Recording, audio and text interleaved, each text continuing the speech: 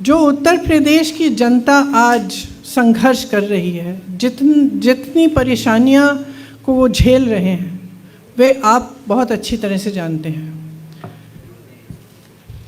जो सबसे बड़ा मुद्दा है रोज़गार का मुद्दा, उसके बाद महंगाई का मुद्दा, इन दोनों को निपटाने के लिए इनको कैसे हम, इन समस्याओं को किस तरह से हम सुलझाएं, उसके लिए हमने बहुत चर्चा की और हमने काफ़ी इस विधान में भी और जो भर्ती विधान है, शक्ति विधान है, उसमें भी हमने इसके बारे में अपनी घोषणाएं की हैं। तो मैं कुछ मुख्य बिंदु इस घोषणा पत्र के मैं आपको पढ़ के सुनाना चाहती हूँ। सबसे पहले तो जो हमारी प्रतिज्ञाएं थीं, जिनके बारे में आपको पहले से जानकारी है, लेकिन एक बार दोहराना चाहती हूँ मैं कि किसानों का पूरा कर्जा माफ़ किया जाएगा। हम ये कह रहे हैं कि हमारी सरकार जब बनेगी तो 10 दिन के अंदर अंदर किसानों का कर्ज माफ़ किया जाएगा। छत्तीसगढ़ में जब कांग्रेस की सरकार आई तो आप सब ने देखा होगा कि शपथ लेते ही 3 घंटों के अंदर अंदर किसानों के कर्ज माफ़ किए गए। उसी तरह से हम यहाँ भी उत्तर प्रदेश में ये करना चाहते हैं। 2500 में गेहूं, धान और 400 में गन्ना खरीदा जाएगा। बिजली बिल सबका हाफ किया जाएगा। कोरोना काल में जिस का बकाया है वो साफ़ किया जाएगा, ख़त्म किया जाएगा। जिस को कोरोना से सबसे ज़्यादा आर्थिक मार पड़ी, उन परिवारों को 25,000 रुपये दिए जाएंगे ताकि वो एक बार फिर अपने पैरों पे खड़े हो सकें। हमने पहले भी ये बहुत बार घोषणा की है, फिर से दोहरा रहे हैं कि 20 लाख सरकारी रोज़गार दिलवाएंगे। इसका पूरा खाका तैयार करके हमने भर्ती विधान में आपको कुछ दिनों पहले बताया था। उसमें से 12 लाख सरकारी पद खाली पड़े हैं जिन्हें भाजपा की सरकार ने 5 सालों से नहीं भरा।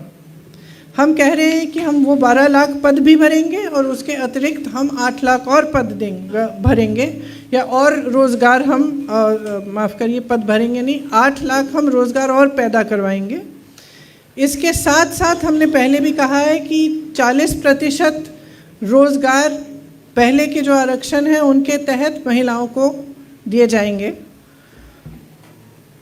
अगर कोई भी बीमारी हो तो सरकार की तरफ से 10 लाख रुपए तक इलाज मुफ्त मिलेगा। आवारा पशु की बहुत बड़ी समस्या है उत्तर प्रदेश में। कम पार्टियां इसके बारे में बात करती हैं, लेकिन सच्चाई ये है कि किसान बहुत त्रस्त हैं। और हमने अपने अनुभव में, जो हमारी छत्तीसगढ़ में कांग्रेस की सरकार है, उन्होंने एक पूरी योजना बनाई कि इससे हम किस तरह से इस समस्या को हम हल कर पाएँ। इसके मुख्य बिंदु हमारी उन्नति विधान में हैं, लेकिन मैं यहाँ कहना चाहती हूँ कि जिन को आवारा पशुओं के नुकसान को झेलना पड़ा है, उन्हें 3,000 रुपये का मुआवजा दिया जाएगा और एक गोधन न्याय योजना शुरू की जाएगी, जिसके काफ़ी ज़्यादा एलिमेंट्स होंगे, लेकिन एक एलिमेंट ये है कि 2 रुपये किलो में गोबर खरीदा जाएगा। ये छत्तीसगढ़ में हो रहा है और फिर उस गोबर को वर्मी कंपोस्टिंग में सेल्फ हेल्प ग्रुप्स द्वारा इस्तेमाल किया जाता है। तो इससे बहुत सुविधा होती है। छोटे और मझोले उद्योगों के लिए देखिए, हम सब ने देखा है, आपने हाल ही में बागपत में एक छोटे व्यापारी की हालत देखी और हम सब ने वो बहुत ही दुखद घटना, एक तो फेसबुक पे लाइव हुई और हमें पता चला कि उनकी पत्नी की मृत्यु भी हुई है। बहुत ही ज़्यादा दुखद ये घटना हुई, लेकिन ये हम पूरे प्रदेश भर में देख रहे हैं।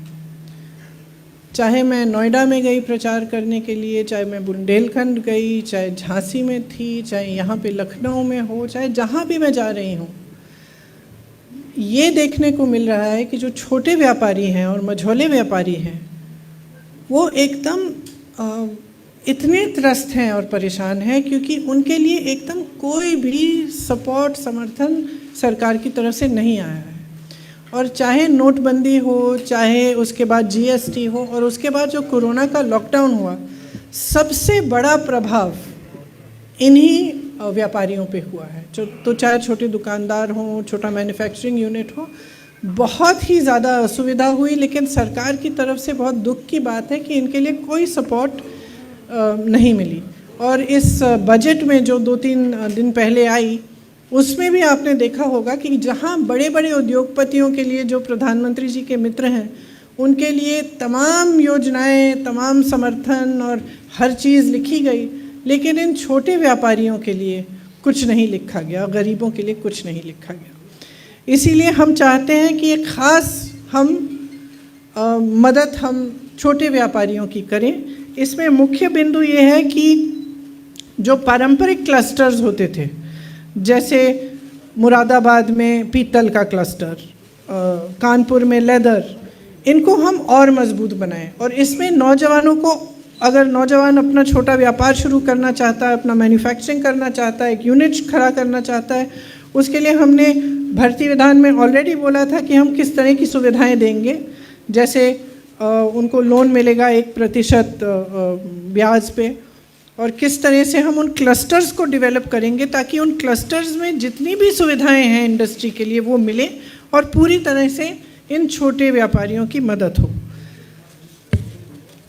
श्रमिकों और कर्मचारियों के लिए हमने ये प्रपोजल दिया है कि आउटसोर्सिंग बंद की जाएगी। संविदा कर्मियों का नियमितीकरण कई चरणों में किया जाएगा। सफाई कर्मियों को नियमित किया जाएगा। तो ये हमारे इस उन्नति विधान में है कि हम आउटसोर्सिंग बंद करना चाहते हैं। हम चाहते हैं कि आस्ते आस्ते एक एक करके कुछ चरणों में जितने भी आउटसोर्स्ड हैं और अभी संविदा कर्मी हैं उनका नियमितीकरण हो।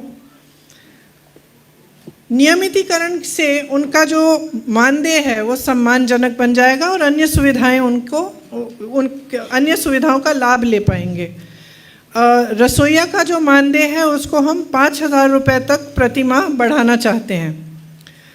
जहाँ तक शहरी विकास की बात है, झुग्गी वासियों को भूमि अधिकार दिया जाएगा। झुग्गी वाली ज़मीन आपके नाम की जाएगी और मध्यम वर्ग को किफ़ायती आवास के लिए भूमि को और आर्थिक प्रोत्साहन मिलेगा। ग्रामीण विकास के लिए दो जो मुख्य बिंदु हैं, हालांकि इसमें शहरी विकास, ग्रामीण विकास, मिडिल क्लास के लिए और बहुत सारे बिंदु हैं, लेकिन मैं ज़्यादा समय अभी नहीं लेना चाहती। जो मुख्य बिंदु है ग्रामीण विकास में, ग्राम प्रधान का वेतन हम 6,000 रुपये प्रति माह तक बढ़ाना चाहते हैं और चौकीदारों का वेतन 5,000 रुपये प्रति माह तक। स्वास्थ्य सेवाओं के लिए जो बजट में पैसा एलोकेट किया जाता है वो काफ़ी कम है उत्तर प्रदेश में। हम इसको 5% बढ़ाना चाहते हैं। कोरोना के दौरान जान गंवाने वाले कोविड योद्धाओं को 50 लाख रुपए का मुआवजा मिलेगा। शिक्षा में स्कूल फीस में जो बेतहाशा बढ़ोतरी हो रही है उस पर नियंत्रण किया जाएगा। ब्लॉक स्तर पर इंटरनेट व अन्य सुविधाओं से युक्त सार्वजनिक पुस्तकालय बनाए जाएंगे। शिक्षकों के खाली कुल 2 लाख पदों को भरा जाएगा। एड हॉक शिक्षकों और शिक्षा मित्र को, ये प्लीज़ ध्यान से सुनिए, एड हॉक शिक्षकों और शिक्षा मित्रों का अनुभव व सेवा अनुसार नियमितीकरण किया जाएगा। ये एक बहुत बड़ा डिमांड था और शिक्षा मित्रों ने इसके लिए बहुत संघर्ष किया। मैं बहुत सारी महिलाओं से मिली, बहुत सारी शिक्षा मित्रों से मिली जो सालों से संघर्ष कर रहे हैं कि उनका मानदेय बढ़े, कि उनका नियमितीकरण किया जाए। तो हम उनको कहना चाहते हैं कि हमने आपकी आवाज़ सुनी और अगर हमारी सरकार बनेगी तो हम ये काम आपके लिए करके दिखाएंगे। संस्कृत और उर्दू शिक्षकों के खाली पद जो हैं वो भी भरे जाएंगे। सामाजिक न्याय के लिए अनुसूचित जाति के छात्रों व अनुसूचित जनजाति के छात्रों को केजी से पीजी तक मुफ्त शिक्षा मिलेगी। अति पिछड़ी जातियों के लिए आरक्षण का सब कोटा बनाया जाएगा। निषादों को नदियों से संसाधनों पर अधिकार मिलेगा। अति पिछड़ी जातियों के लिए छात्रवृत्ति, हॉस्टल्स जैसे लक्षित कार्यक्रम इस उन्नति विधान में हैं। कारीगरों व बुनकरों के लिए विधान परिषद में एक आरक्षित सीट। मैं तो चाहती हूँ कि आप मीडिया के लिए भी एक आरक्षित सीट होनी चाहिए इसमें। कोल समुदाय को अनुसूचित जनजाति का दर्जा दिया जाएगा। दिव्यांग बहनों और भाइयों के लिए 3,000 रुपये प्रति माह का पेंशन। मैं झांसी गई थी, उस समय मुझसे कुछ लोग मिले थे और उन्होंने मुझे कहा था कि उनका पेंशन बहुत ही कम है, कम से कम 3,000 रुपये प्रति माह तक बढ़ाना चाहिए। तो उनकी बात सुनते हुए मैंने सबसे बात की, चर्चा की और ये हमने तय किया कि ये बिल्कुल पॉसिबल है और हम इसको करेंगे।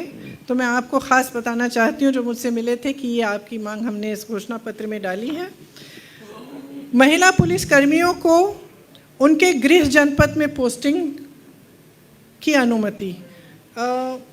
बहुत सारी महिला पुलिस कर्मियों से मैं इत्तेफाक से मिली हूँ। कुछ कई लोगों ने मुझे हिरासत में लिया, उस समय बातचीत करने का मौका मिला और पता चला कि किसी का घर नोएडा में है, पोस्टिंग सीतापुर में है। माँ अकेली नोएडा में है और उनको सीतापुर आना पड़ रहा है काम करने के लिए। तो मेरे ख्याल से ये एक बड़ा मुद्दा है उनके लिए और मेरी बहनें हैं, उनकी मदद के लिए हमने सोचा कि अच्छा रहेगा कि उनके घर के ही एरिया में उनकी पोस्टिंग हो। पूर्व सैनिकों के लिए एक विधान परिषद की सीट और सच्चाई को लिखने वाले और दिखाने वाले जो पत्रकार हैं, जिनके खिलाफ मुकदमे दायर किए गए हैं, उन सब मुकदमों को हम ख़त्म करेंगे। तो आपको स्वतंत्रता मिलेगी जो आज आपके पास है नहीं। तो ये मुख्य बिंदु हैं। मैं कहना चाहती हूँ और मैं बार बार इस बात को दोहराती हूँ कि चुनाव के समय हमें विकास की बात करनी चाहिए, हमें उन मुद्दों को उठाना चाहिए जिससे आपका जीवन बेहतर बने। जहाँ जहाँ मैं जाती हूँ मैं पूछती हूँ 5 सालों में आपका जीवन बेहतर हुआ, आपको सुविधाएं मिली? और एक जगह नहीं है, एक घर नहीं है, एक परिवार नहीं है जो मुझे इस सवाल के जवाब में हाँ कह सकता है। सब कहते हैं, कई नौजवान हैं, लोग कहते हैं कि ठीक है राशन मिल गया, लेकिन वो मुझे कहते हैं कि हम राशन से क्या करेंगे? ठीक है थोड़ी सी सुविधा मिल जाएगी, लेकिन हमारी प्रगति कैसे होगी?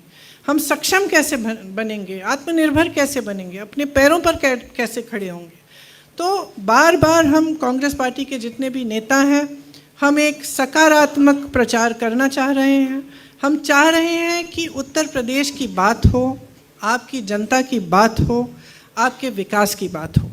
और मैं जो भी देख रहे हैं इस प्रोग्राम को, मैं आपसे आग्रह करती हूं कि आप सारे राजनीतिक दलों से विकास पर अपने जो मुद्दे हैं, आपके मोहल्लों में, गलियों में नल क्यों नहीं है, सड़कें क्यों नहीं बनी हैं, बिजली क्यों नहीं है, पानी क्यों नहीं आ रहा है, शिक्षा की सुविधा क्यों नहीं है, सेहत के लिए क्या सुविधा है, ये सब सवाल आप उठाएं और उनको मजबूर करें कि इन सवालों पे चुनाव लड़ा जाए। तो आशा है कि हमारा जो घोषणा पत्र है इसमें आपकी बहुत सारी समस्याओं के समाधान की बात है।